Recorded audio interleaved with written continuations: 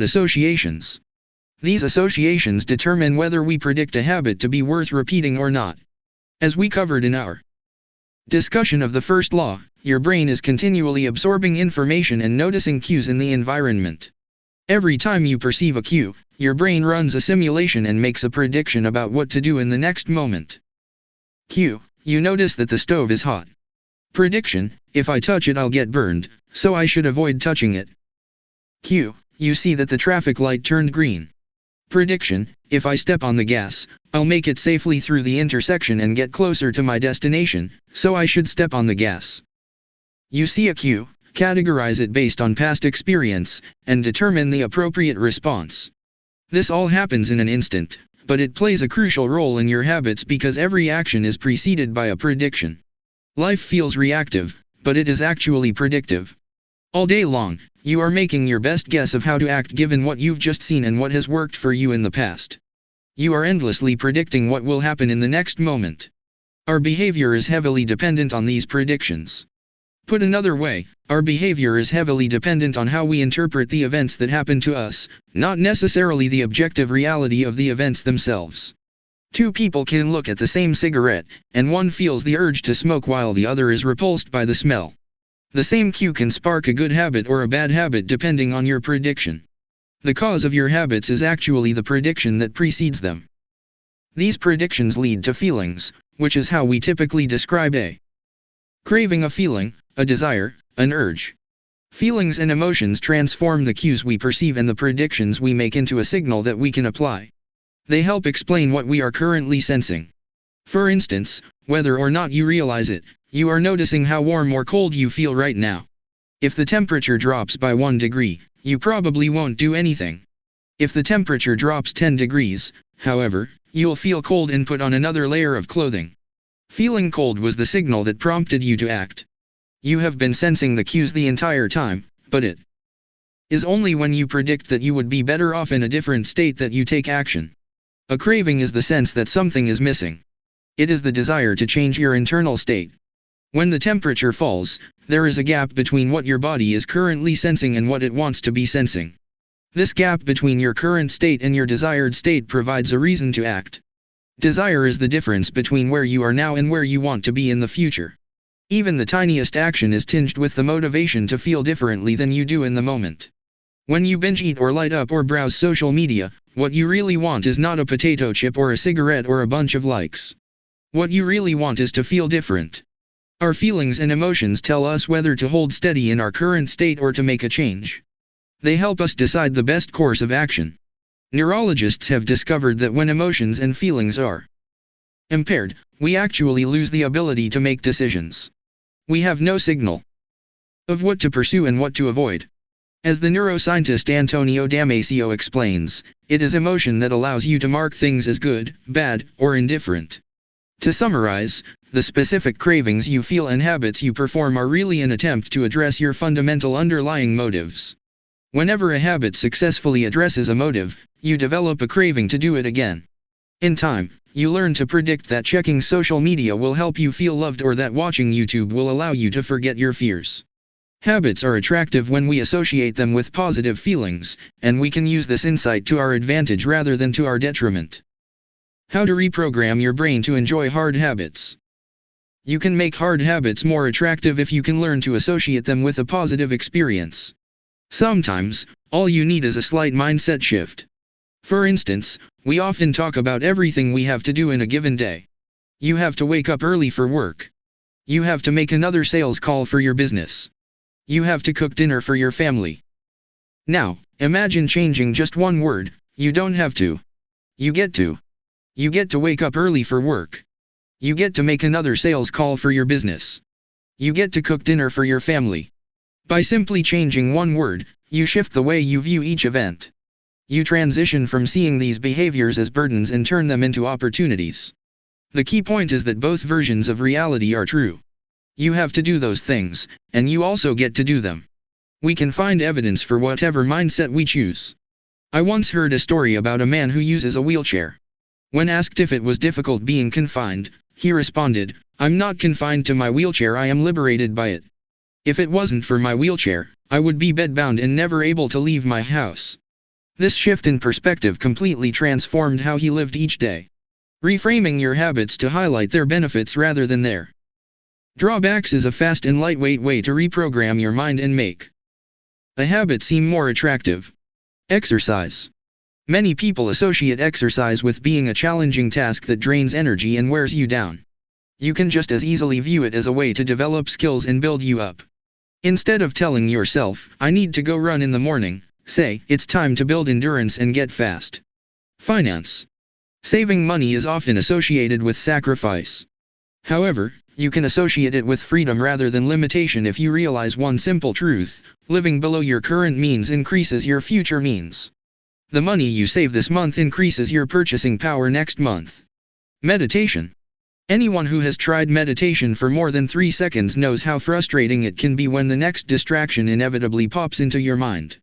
You can transform frustration into delight when you realize that each interruption gives you a chance to practice returning to your breath. Distraction is a good thing because you need distractions to practice meditation. Pre-game jitters. Many people feel anxious before delivering a big presentation or competing in an important event. They experience quicker breathing, a faster heart rate, heightened arousal. If we interpret these feelings negatively, then we feel threatened and tense up. If we interpret these feelings positively, then we can respond with fluidity and grace. You can reframe, "I am nervous," to, "I am excited and I'm getting an adrenaline rush to help me concentrate."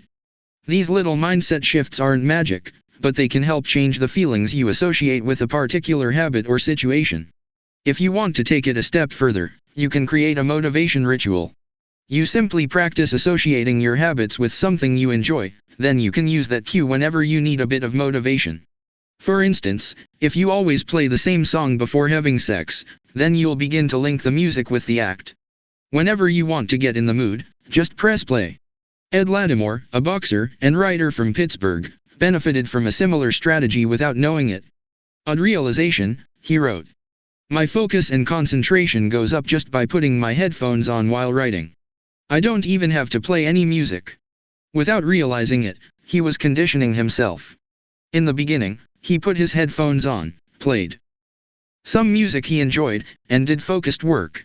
After doing it 5, 10, 20 times, putting his headphones on became a cue that he automatically associated with increased focus. The craving followed naturally. Athletes use similar strategies to get themselves in the mindset to perform. During my baseball career, I developed a specific ritual of stretching and throwing before each game.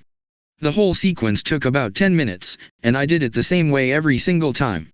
While it physically warmed me up to play, more importantly, it put me in the right mental state. I began to associate my pre-game ritual with feeling competitive and focused. Even if I wasn't motivated beforehand, by the time I was done with my ritual, I was in game mode. You can adapt this strategy for nearly any purpose. Say you want to feel happier in general. Find something that makes you truly happy, like petting your dog or taking a bubble bath, and then create a short routine that you perform every time before you do the thing you love. Maybe you take 3 deep breaths and smile. 3 deep breaths. Smile. Pet the dog. Repeat. Eventually, you'll begin to associate this breathe and smile routine with being in a good mood. It becomes a cue that means feeling happy. Once established, you can break it out anytime you need to change your emotional state. Stressed at work? Take 3 deep breaths and smile. Sad about life? 3 deep breaths and smile. Once a habit has been built, the cue can prompt a craving, even if it has little to do with the original situation. The key to finding and fixing the causes of your bad habits is to reframe the associations you have about them. It's not easy, but if you can reprogram your predictions, you can transform a hard habit into an attractive one. Chapter Summary. The inversion of the second law of behavior change is make it unattractive. Every behavior has a surface-level craving and a deeper underlying motive. Your habits are modern-day solutions to ancient desires. The cause of your habits is actually the prediction that precedes them. The prediction leads to a feeling. Highlight the benefits of avoiding a bad habit to make it seem unattractive. Habits are attractive when we associate them with positive feelings and unattractive when we associate them with negative feelings. Create a motivation ritual by doing something you enjoy immediately before a difficult habit. How to create a good habit.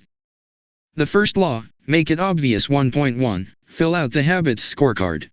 Write down your current habits to become aware of them. 1.2. Use implementation intentions. I will behavior at time and location. 1.3. Use habit stacking. After current habit, I will new habit. 1.4. Design your environment. Make the cues of good habits obvious and visible. The second law, make it attractive. 2.1. Use temptation bundling. Pair an action you want to do with an action you need to do. 2.2. Join a culture where your desired behavior is the normal behavior. 2.3. Create a motivation ritual. Do something you enjoy immediately before a difficult habit. The third law, make it easy. The fourth law, make it satisfying. How to break a bad habit. Inversion of the first law, make it invisible. 1.5. Reduce exposure. Remove the cues of your bad habits from your environment. Inversion of the second law, make it unattractive. 2.4. Reframe your mindset. Highlight the benefits of avoiding your bad habits. Inversion of the third law, make it difficult. Inversion of the fourth law, make it unsatisfying. You can download a printable version of this habits cheat sheet at atomichabits.com/cheats. The third law. Make it easy. 11. Walk slowly, but never backward. And the first day of class, Jerry Ewelsman, a professor at the University of Florida, divided his film photography students into two groups. Everyone on the left side of the classroom, he explained, would be in the quantity group. They would be graded solely on the amount of work they produced. On the final day of class, he would tally the number of photos submitted by each student. 100 photos would rate an A, 90 photos a B, 80 photos a C, and so on. Meanwhile, everyone on the right side of the room would be in the quality group.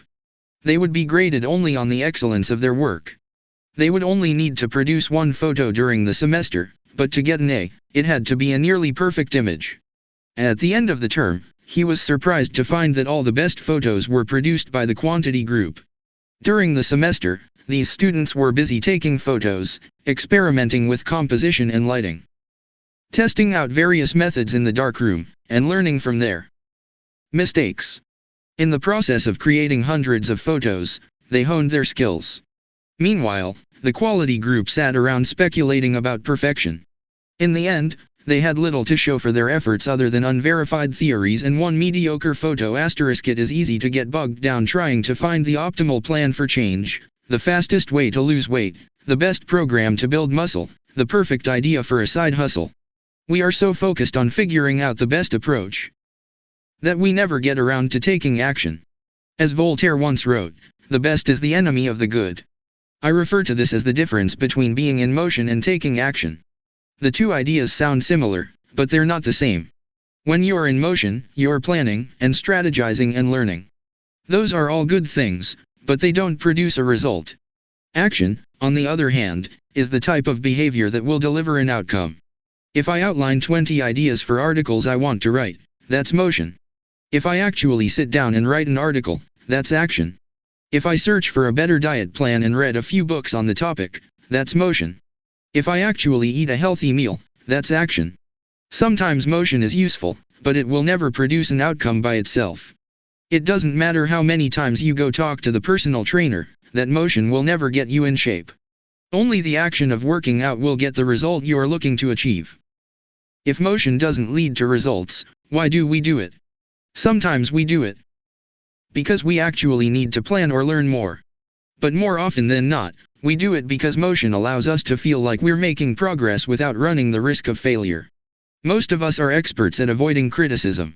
It doesn't feel good to fail or to be judged publicly, so we tend to avoid situations where that might happen. And that's the biggest reason why you slip into motion rather than taking action. You want to delay failure. It's easy to be in motion and convince yourself that you're still making progress. You think, I've got conversations going with 4 potential clients right now. This is good. We're moving in the right direction. Or, I brainstormed some ideas for that book I want to write. This is coming together. Motion makes you feel like you're getting things done. But really, you're just preparing to get something done. When preparation becomes a form of procrastination, you need to change something. You don't want to merely be planning. You want to be practicing. If you want to master a habit, the key is to start with repetition, not perfection. You don't need to map out every feature of a new habit. You just need to practice it. This is the first takeaway of the third law: you just need to get your reps in. How long does it actually take to form a new habit? Habit formation is the process by which a behavior becomes progressively more automatic through repetition. The more you repeat an activity, the more the structure of your brain changes to become efficient at that activity. Neuroscientists call this long-term potentiation, which refers to the strengthening of connections between neurons in the brain based on recent patterns of activity. With each repetition, cell-to-cell signaling improves and the neural connections tighten. First described by neuropsychologist Donald Hebb in 1949, this phenomenon is commonly known as Hebb's law: neurons that fire together wire together. Repeating a habit leads to clear physical changes in the brain. In musicians, the cerebellum critical for physical movements like plucking a guitar string or pulling a violin bow is larger than it is in non-musicians. Mathematicians, meanwhile, have increased gray matter in the inferior parietal lobule, which plays a key role in computation and calculation. Its size is directly correlated with the amount of time spent in the field. The older and more experienced the mathematician, the greater the increase in gray matter. When scientists analyzed the brains of taxi drivers in London, they found that the hippocampus, a region of the brain involved in spatial memory, was significantly larger in their subjects than in non-taxi drivers. Even more fascinating, the hippocampus decreased in size when a driver retired. Like the muscles of the body responding to regular weight training, particular regions of the brain adapt as they are used and atrophy as they are abandoned. Of course, the importance of repetition in establishing habits was recognized long before neuroscientists began poking around. In 1860, the English philosopher George H. Lewis noted, in learning to speak a new language, to play on a musical instrument, or to perform unaccustomed movements, great difficulty is felt, because the channels through which each sensation has to pass have not become established, but no sooner has frequent repetition cut a pathway, than this difficulty vanishes. The actions become so automatic that they can be performed while the mind is otherwise engaged. Both common sense and scientific evidence agree, repetition is a form of change. Each time you repeat an action, you are activating a particular neural circuit associated with that habit. This means that simply putting in your reps is one of the most critical steps you can take to encoding a new habit. It is why the students who took tons of photos improved their skills while those who merely theorized about perfect photos did not. One group engaged in active practice, the other in passive learning. One in action, the other in motion. All habits follow a similar trajectory from effortful practice to automatic behavior, a process known as automaticity. Automaticity is the ability to perform a behavior without thinking about each step, which occurs when the non-conscious mind takes over. It looks something like this. The habit line. Figure 11, in the beginning, point A, a habit requires a good deal of effort and concentration to perform. After a few repetitions, point B, it gets easier, but still requires some conscious attention. With enough practice, point C, the habit becomes more automatic than conscious. Beyond this threshold, the habit line, the behavior can be done more or less without thinking. A new habit has been formed. On the following page, you'll see what it looks like when researchers track the level of automaticity for an actual habit like walking for 10 minutes each day. The shape of these charts, which scientists call learning curves, reveals an important truth about behavior change. Habits form based on frequency, not time. Walking 10 minutes per day. Figure 12, this graph shows someone who built the habit of walking for 10 minutes after breakfast each day. Notice that as the repetitions increase, so does automaticity, until the behavior is as easy and automatic as it can be. One of the most common questions I hear is, how long does it take to build a new habit? But what people really should be asking is, how many does it take to form a new habit? That is, how many repetitions are required to make a habit automatic? There is nothing magical about time passing with regard to habit formation. It doesn't matter if it's been 21 days or 30 days or 300 days. What matters is the rate at which you perform the behavior. You could do something twice in 30 days, or 200 times. It's the frequency that makes the difference. Your current habits have been internalized over the course of hundreds, if not thousands, of repetitions. New habits require the same level of frequency. You need to string together enough successful attempts until the behavior is firmly embedded in your mind and you cross the habit line. In practice, it doesn't really matter how long it takes for a habit to become automatic. What matters is that you take the actions you need to take to make progress. Whether an action is fully automatic is of less importance. To build a habit, you need to practice it. And the most effective way to make practice happen is to adhere to the third law of behavior change: make it easy. The chapters that follow will show you how to do exactly that. Chapter Summary. The third law of behavior change is make it easy. The most effective form of learning is practice, not planning. Focus on taking action, not being in motion. Habit formation is the process by which a behavior becomes progressively more automatic through repetition. The amount of time you have been performing a habit is not as important as the number of times you have performed it. 12. The Law of Least Effort. In his award-winning book, Guns, Germs, and Steel, anthropologist and biologist Jared Diamond points out a simple fact: different continents have different shapes. At first glance, this statement seems rather obvious and unimportant, but it turns out to have a profound impact on human behavior. The primary axis of the Americas runs from north to south. That is, the land mass of North and South America tends to be tall and thin rather than wide and fat. The same is generally true for Africa. Meanwhile, the land mass that makes up Europe, Asia, and the Middle East is the opposite. This massive stretch of land tends to be more east-west in shape. According to Diamond, this difference in shape played a significant role in the spread of agriculture over the centuries. When agriculture began to spread around the globe, farmers had an easier time expanding along east-west routes than along north-south ones. This is because locations along the same latitude generally share similar climates, amounts of sunlight and rainfall, and changes in season. These factors allowed farmers in Europe and Asia to domesticate a few crops and grow them along the entire stretch of land from France to China.